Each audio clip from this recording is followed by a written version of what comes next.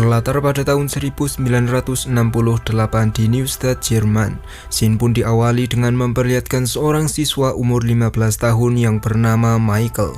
Hari ini adalah hari buruk bagi Michael, di mana saat ia naik kereta, ia merasakan mual. Michael pun turun dari kereta saat hujan, namun keadaannya Michael pun tambah parah. Tak sengaja seorang wanita baik yang bernama Hana lewat di gang tersebut. Hana pun membantu Michael dan akan mengajak Michael untuk ngopi di rumahnya supaya imunitas Michael tidak tambah memburuk.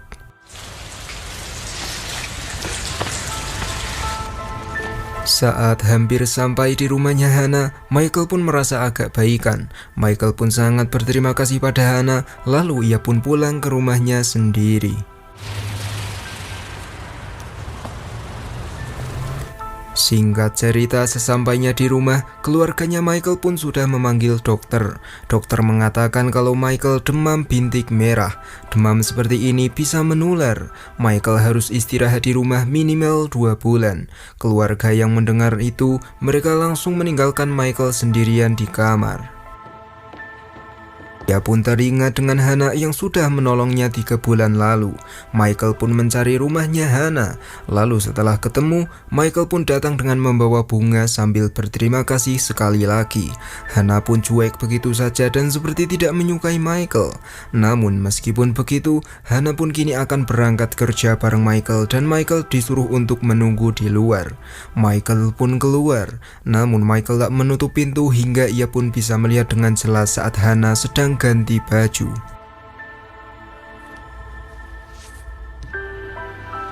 Kemudian berangkatlah mereka ke tujuannya masing-masing.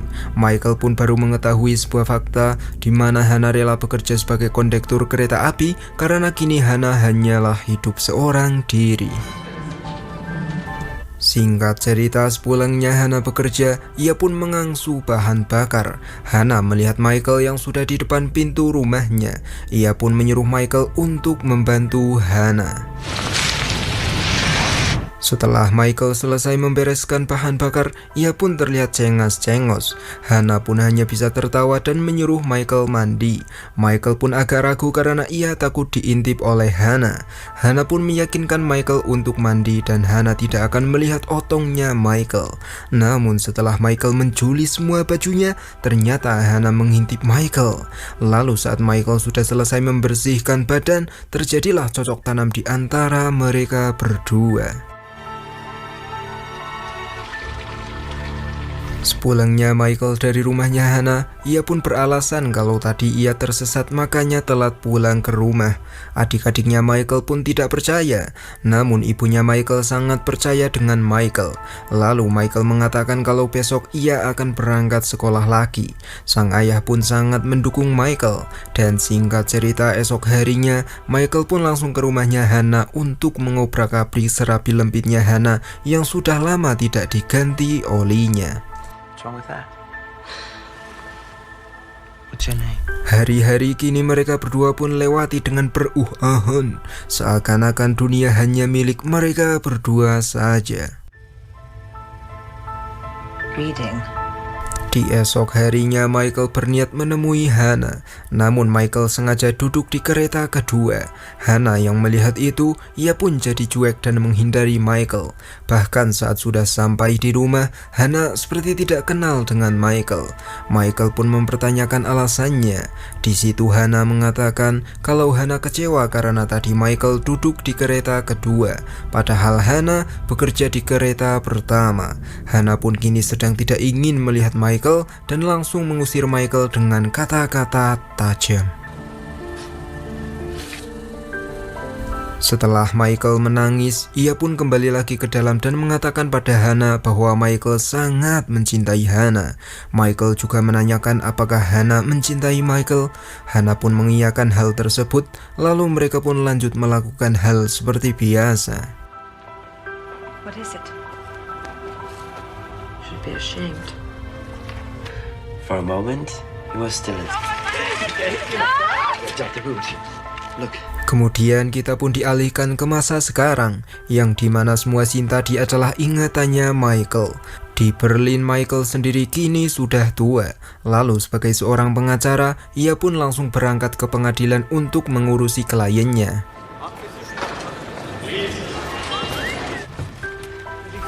Kembali ke masa lalu di mana Michael kini sedang di sekolah. Di hari pertama, ia pun berkenalan dengan seorang murid cewek yang bernama Sophie.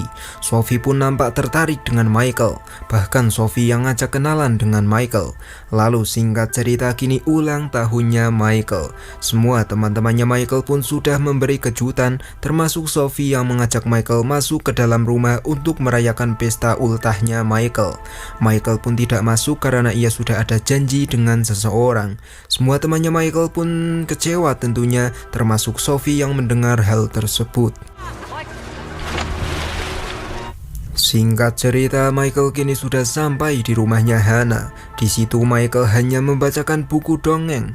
Namun setelah lama, Michael merasa kalau Hannah sangat aneh, di mana Hannah tidak pernah bertanya tentang Michael sekalipun. Hari ini adalah hari ultahnya Michael. Lantas mengapa Hannah tidak berbahagia sama sekali? My friends were giving me a party. Setelah perdebatan yang tidak berfaedah barusan, Hannah pun langsung mengadusi Michael.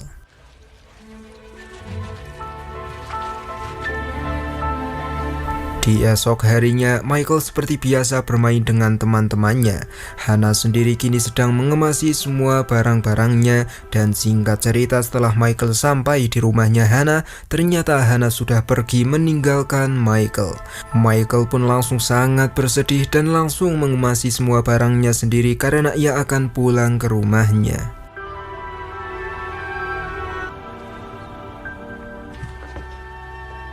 Di masa kini, Michael ternyata sudah punya anak yang bernama Julia. Julia baru saja pulang dari sekolahnya dan Julia sangat senang karena bisa bertemu dengan ayahnya. I don't know. Kemudian kita pun kembali lagi ke Michael muda di mana kini ia berkuliah di Heidelberg Law School pada tahun 1966. Laki-laki Michael disukai oleh teman sekelasnya yang bernama Carl. Bahkan ketika jam belajar sudah selesai, Carl mengajak Michael untuk menghadiri acara persidangan.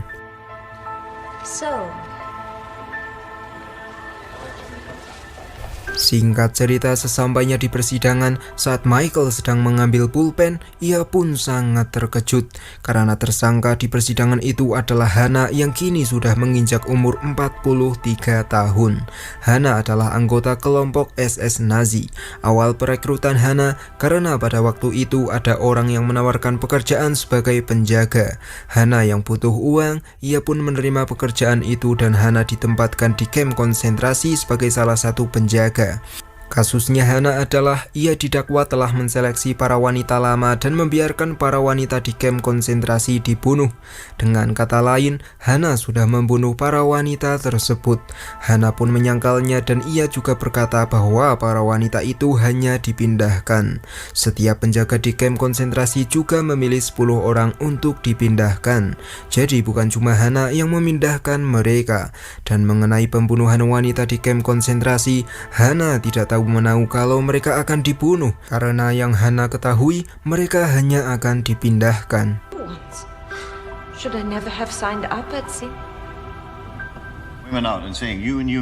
Kemudian dihadirkan salah satu penjaga. Ia pun menunjuk beberapa wanita yang dulunya pernah bekerja sebagai penjaga di kamp konsentrasi. Namun wanita ini mengatakan bahwa Hannah adalah satu-satunya penjaga yang paling berbeda, di mana Hannah selalu memanggil anak-anak dan orang lemah untuk membacakan buku untuk Hannah. Awalnya ia kira Hannah adalah penjaga yang sangat baik, namun ia tidak menyangka kalau Hannah tega mengirim mereka untuk mati. Lalu Michael sendiri yang mendengar itu, ia pun menyadari dan yakin 100% bahwa Hannah tidak bisa menulis dan tidak bisa membaca.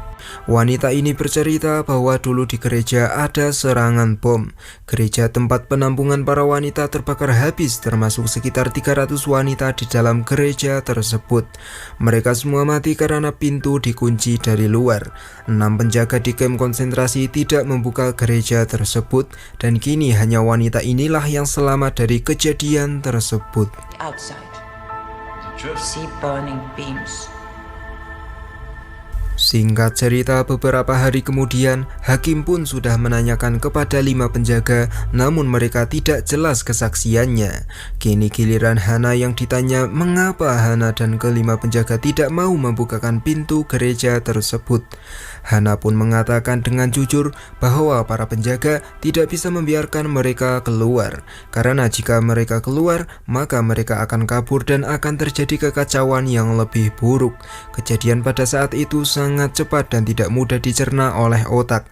Ada bom, ada salju, dan tentunya para penjaga tidak bisa membuka pintu gereja yang menahan para tahanan Yahudi. And if they'd all come rushing out, we could... Hakim yang mendengar itu, ia pun sudah paham. Lalu hakim juga sudah menginterogasi ke-5 penjaga. Dan ke-5 penjaga melawan Hana, yang dimana ke-5 penjaga menunjuk Hana sebagai orang yang bertanggung jawab atas kejadian tersebut. Hana pun mengelak dan mengatakan kalau dulu kejadian itu sudah didiskusikan dan mereka berlima juga menulis perintah yang sama dengan Hana.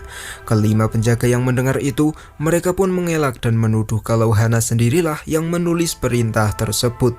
Hakim yang mendengar pembicaraan tersebut, ia pun menyuruh Hana untuk menulis. Jika tulisan Hana sama seperti yang di surat perintah atau laporan, maka Hana akan terbukti bersalah dan terbukti bertanggung jawab sendirian atas terbunuhnya 300 wanita yang ditahan. Di situ Hana pun berpikir sangat keras. Lalu setelah lama berpikir, entah apa yang dipikirkan oleh Hana, yang pasti Hana mengakui bahwa ia sendirilah yang menulis laporan tersebut.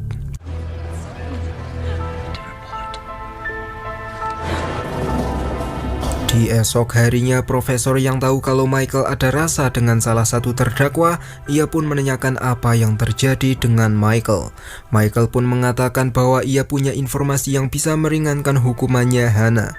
Hana juga punya informasi yang bisa membuat Hana tidak bersalah. Tapi entah kenapa, Hana tidak mau mengatakannya. Profesor yang mendengar itu, ia pun menyuruh Michael untuk menemui Hana di penjara. Esok harinya Michael datang ke penjara, dan setelah menunggu cukup lama, Michael dan para pengunjung lain pun dipersilahkan untuk masuk. Namun setelah Hana menunggu cukup lama, Michael tak jadi menemui Hana. Michael justru langsung keluar dari penjara dan langsung mengobrak-abrik serabi lembitnya Carl. Are you coming in? Setelah gituan dengan Carl, Michael merasa tidak bahagia. Michael justru teringat dengan Hana. Beberapa hari kemudian, sidang final pun digelar. Saat Hana memasuki ruang sidang, semua orang pun membuli Hana. Silence in the court. Hakim pun mengumumkan keputusan dari sidang yang sudah cukup panjang dan matang. Hannah Smith bersalah atas kematian 300 wanita. Beckard Rita, Carolina Steinhoff, Regina Kreutz, Angela Ziber, dan Andrea Luhmann dihukum penjara selama 4 tahun 3 bulan, sedangkan Hannah Smith dihukum penjara seumur hidup. Di masa kini, Michael akan ke rumah ibunya bersama dengan putri kecilnya. Sampailah di rumah ibunya Michael. Di situ Michael mengatakan kalau ia akan bercerai dengan Carl. Michael menyuruh ibunya agar tak khawatir dengan Carl, karena Carl kini sudah menjadi pengacara kondang, dan tentunya gajinya Carl kini sudah jauh lebih besar dibandingkan dengan Michael. Kemudian Michael merasa resah dan gelisah. Ia pun kini mulai membaca buku sambil merekam cerita tersebut. Lalu ia pun mengirimkan hasil rekaman itu kepada Hana. Hana yang mendengar suaranya Michael, ia pun sangat terharu.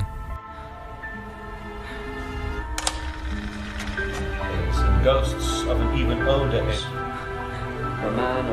Beberapa hari kemudian, Hana pun sudah mulai hafal dengan ceritanya Michael.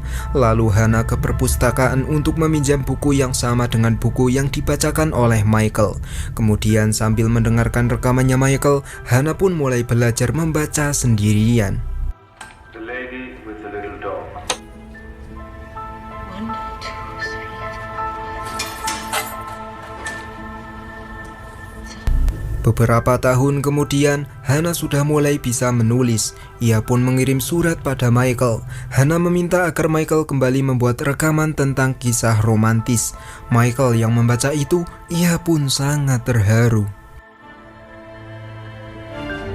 Singkat cerita, Michael dihubungi oleh petugas penjara. Ia mengabarkan kalau Hana sudah dipenjara selama 20 tahun lebih.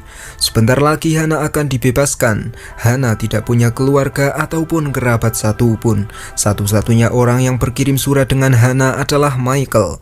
Namun saat Hana bebas, Hana akan butuh tempat tinggal dan pekerjaan. Petugas penjara itu berharap kalau Michael bisa membantu Hana nantinya. It's kind of you. Beberapa hari kemudian, Hana akan dibebaskan 1 minggu lagi. Michael pun datang ke penjara. Bertemulah Michael dengan Hana. Di situ Michael mengatakan bahwa Michael sudah punya tempat tinggal untuk Hana dan nantinya Hana akan bekerja di tempat jahit. Hana pun sangat berterima kasih pada Michael. Lalu di situ mereka pun agak canggung karena dulu Hana meninggalkan Michael tanpa berpamitan. Hana pun seperti ingin mengungkapkan kalau ia masih suka dengan Michael. Begitu juga dengan Michael yang masih sangat peduli dengan Hana. Namun karena Michael masih ingat kalau dulu Hana pernah meninggalkannya, Michael pun bersikap dingin pada Hana, kemudian langsung berpamitan dan akan kembali 1 minggu lagi untuk menjemput Hana. Take care, kid. Singkat cerita, 1 minggu kemudian Michael pun sudah sampai di penjara. Petugas penjara itu pun mengantarkan Michael dengan sedih. Lalu setelah sampai di sel, ternyata Hana sudah bundir. Hana juga menuliskan sebuah pesan untuk Michael, di mana Hana punya uang dan beberapa uang di bank. Michael harus memberikan uang itu untuk anak-anak yang selamat dari kamp konsentrasi. Michael yang mendengar itu, ia pun langsung menyesal karena kemarin sudah bersikap dingin pada Hana. Seminggu kemudian, Michael menemui salah satu anaknya orang yang selamat dari kamp konsentrasi. Di situ Michael menjelaskan bahwa sebagian besar hidupnya Hana tidak bisa menulis dan tidak bisa membaca. Hana hanya bisa menulis dan membaca dari tahun lalu. Wanita ini pun belum percaya karena Michael tidak menjelaskan siapa dirinya. Michael yang mendengar itu, ia pun menjelaskan siapa dirinya, di mana dulu Michael punya hubungan gelap dengan Hana dan tentunya Michael sangat mengenal Hana. Wanita itu yang mendengar hal tersebut, ia pun mulai percaya dengan Michael. Namun wanita itu mempertanyakan soal kedatangannya Michael. Antara Michael ingin meminta maaf atau Michael mencari ketenangannya sendiri. Michael pun tidak menjawab itu dan ia langsung memberikan wasiatnya Hana.